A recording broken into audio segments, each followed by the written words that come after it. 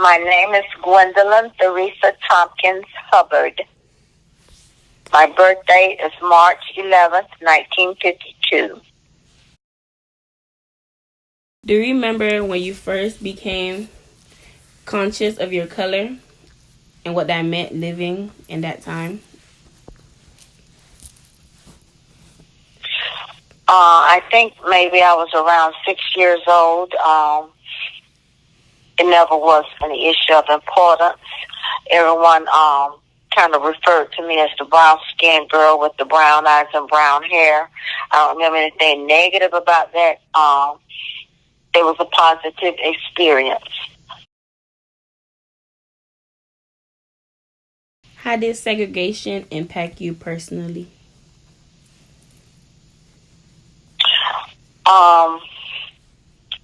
Before integration, I attended an all-black school from first grade. Back then, we did not have kindergarten. So from first grade through 8th grade. And it was segregation, but that was our life. That was what we knew. It was a positive experience. We had a supportive village of teachers and community people who always looked out for us and our best interest. Okay, how did that affect your education? We had determined teachers who were determined that we would receive a quality education, although we received hand-me-down books from the white students. But our teachers had high expectations of us because they believed in us and our abilities. So we always gave our best effort. And if we didn't, our teachers always pushed us to give our best effort with whatever. Okay, this one not what part of the question, but do you think they taught you guys the same things? Like, you think they taught them different things from like the black schools and the white schools? Like they was getting like a better education because they probably had better teachers. That's what most people thought, but I remember distinctly the first day that I attended school at the so-called white school at the time, because there were only 14 black students who attended that very first year. I was in the 8th grade, and the very first assignment was in English, and it was something that we had learned in 7th grade. I remember we were asked to name the 8 parts of speech, and I was the only student in that class who could name the 8 parts of speech. They could name the first 4, noun, pronoun, verb, adverb, but they couldn't get to the other 4. So that led me to believe that although we had always been told that the white students were smarter than us and that they were taught better than us by better teachers, that led me to believe on that very first day that our black teachers were very good teachers. There was a lot of falsehood spread, that white students didn't behave in a certain way.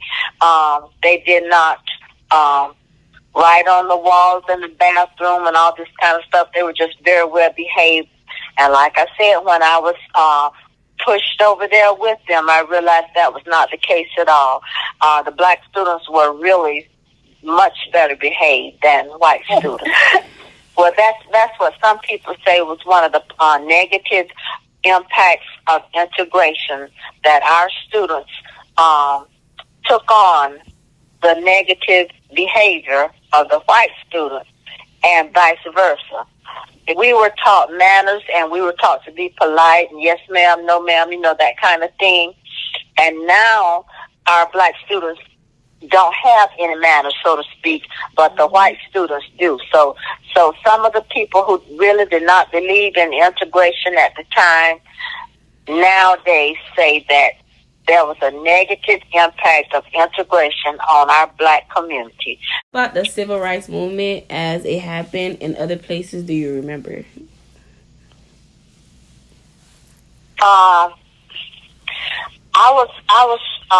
I'm from during that time.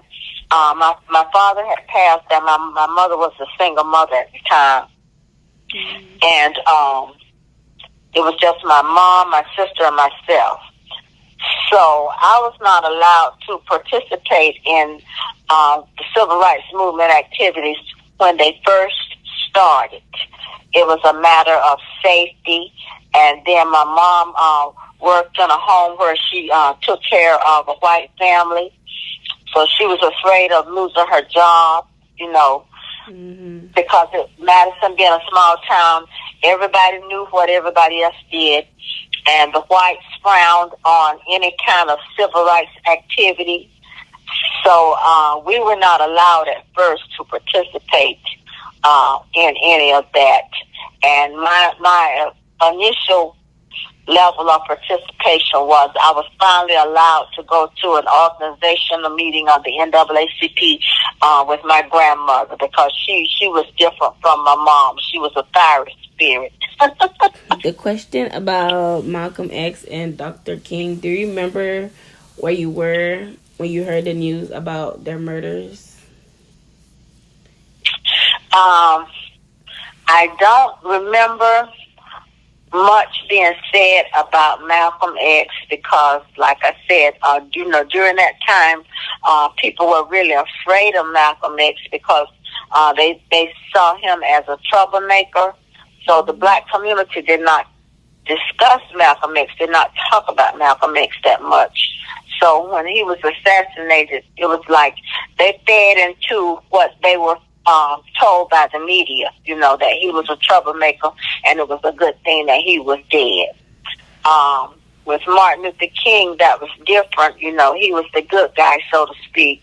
He was for nonviolence. He was not for stirring up trouble, although some people still saw him as an agitator because he was for integration. But I remember more about his assassination than I do Malcolm X's assassination, probably because of how it happened at school, how they reacted at school. And when I say they, I'm still referring to the fact that there were just a few black students at a white school during that time.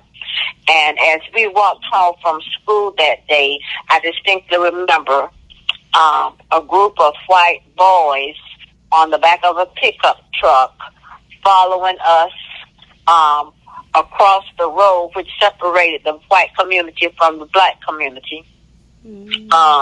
And just yelling repeatedly, "Your king is dead. What are you going to do?" So by the time we got home, we were like sad and miserable and afraid, because we really didn't know what was going to happen after his assassination. And that's what I mainly remember about the immediate after effect of Dr. King's assassination. Or was there ever a time that you felt as if you were a target for discrimination because of your race? Every day, every day that I attended that white school, and I still refer to it as white school, every single day that I attended that school, I felt like I was targeted because of my race. The first year, I didn't think there was any adult on that campus who would come to my rescue if something happened to me, because the teachers saw what the kids were doing to us, and they said absolutely nothing. They saw the spitballs being thrown, in class. They saw us being tripped up in the hallway as we changed classes, and they said absolutely nothing.